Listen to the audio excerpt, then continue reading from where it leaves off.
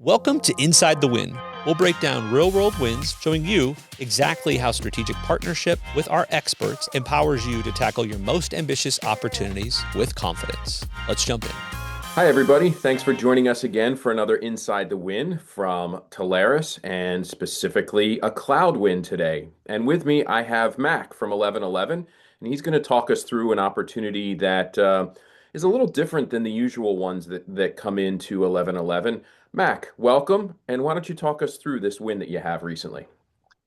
Yeah, sure. Thanks for having me. And this is one of my favorites. This is kind of one of the early VMware wins that we had that really kind of, I would say, highlighted, I guess, for us, the opportunity that's actually out there. And I'll kind of double down on that, the actual VMware opportunity. I think a lot of folks are maybe tired of hearing about all the changes with Broadcom and VMware and how they keep evolving. But this one really highlighted, especially to me, how unaware the broader, I would say, mid-market and even enterprise are. I would say how aware they are of our model.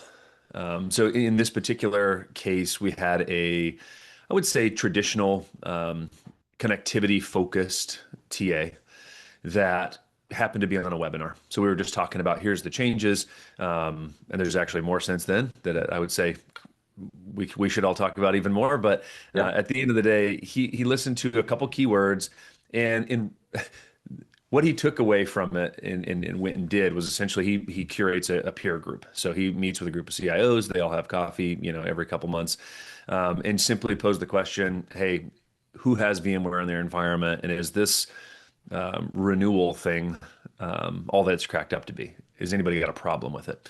A couple hands raised. One guy said, hey, yeah, I've got a renewal coming up in May at the time, so actually a couple months from now. And his response was simply, oh man, that sounds terrible. What kind of increase are you looking at? Ended up being 400%. And the only thing he said was, have you ever considered an VMware-based infrastructure as a service? So from the call, that was it. He said, didn't even know that existed. If you want to set up a call, happy to talk to him. So that really set up the phone call. It took us 2 phone calls and 45 days to actually close the deal in this scenario. Wow. There was an impending, renewal, and then he also had a hardware refresh coming in the next year, which ultimately we pulled forward. But one interesting thing that kind of evolved was he kept trying to bring things in-house that we were delivering for him. One instance would be like backup. So as it kind of started to build in his mind, you could see like, holy cow, I didn't know that I could buy really a platform on a consumption basis and not have to deal with this anymore. Because really they only had about, 4 IT guys. The net total of the deal ended up being about 54 grand a month.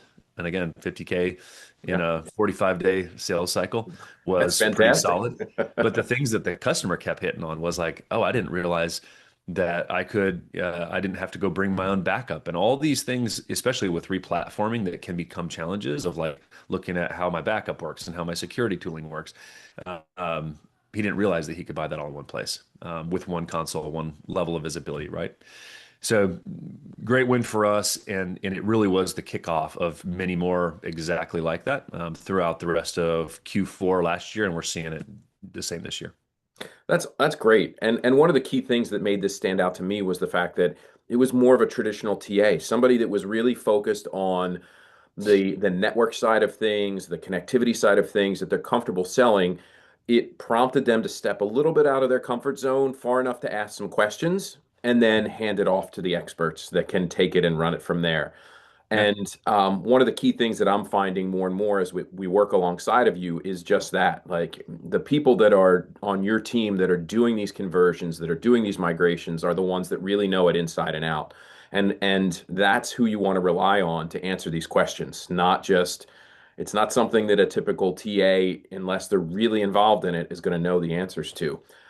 Were there any curveballs that came up in this whole process? Anything that got thrown at you that was like, whoa, wait a second, let's dig into that a little deeper.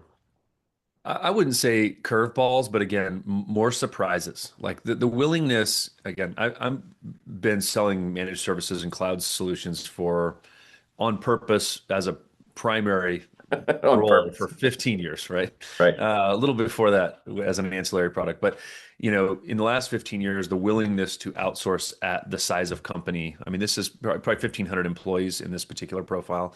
The willingness to outsource services is growing dramatically. Like IT departments are getting squeezed. Everyone's being asked to do more with less. Buzzword, buzzword, buzzword, right? But it's real. It's showing up in opportunities to the extent that after we kind of unwound the fact that he didn't have to go figure out his own data protection and backup solution, and that I could sell it to him based off of a storage consumption rate versus him going to have to procure a whole new solution. He said, "Well, what else do y'all do?" We ended up deploying, managed Fortinet firewall out front, which will ultimately extend to his on-premise environment too, and patch management. That's kind of a pain, tedious process that he would rather not have to do internally and keep up with. So we added patch management to the overall opportunity. And what's funny is the infrastructure as a service element was only about 35,000. The rest of that was ancillary bolt-ons through the sales process. Again, this was 2 phone calls.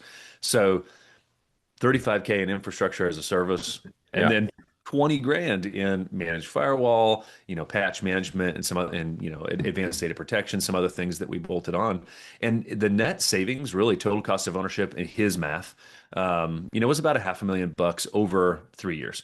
So he was looking at, if I go do this DIY, accounting for some level of headcount in there too, he's looking at 2.6 million and we're about 2.1. So if my math is right there and I remember it correctly, I could be off, but it was in the twos.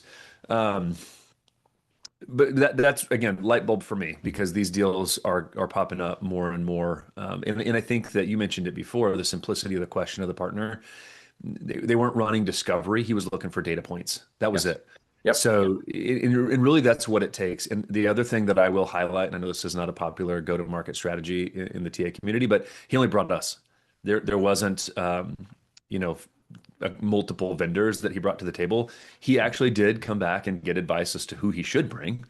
We happened to be on the webinar, so obviously we're in the front of the line. And there was a couple other factors. One of them might being a spiff as far as who he leaned on coming into the door.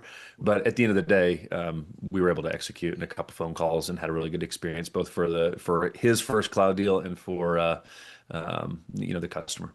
Yeah, I think it's great. It's a great summary of a fantastic win for someone that really was not comfortable in this swim lane of technology that we talk about on a regular basis. And I think it's huge all the way around. Not only was it answering and resolving a pain point for one of his customers, but it also was our message of land and expand that happens all the time with cloud and just opening up that conversation. So. I love these. I love having you on board for this Inside the Wind, and I appreciate you joining us this time. Thank you.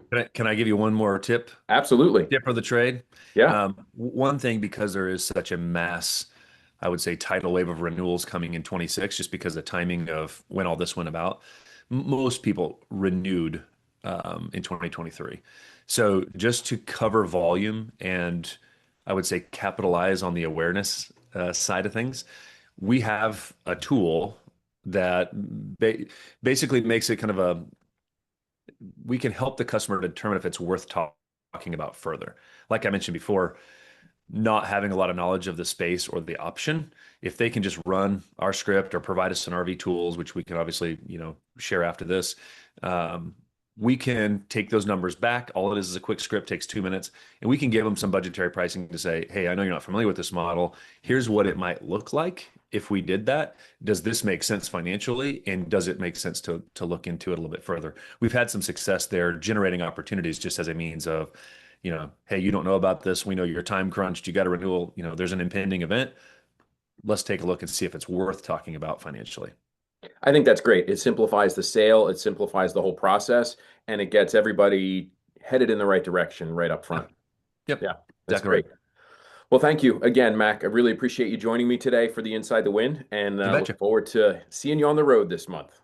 We'll be there. All right, See you. thanks. We'll see you.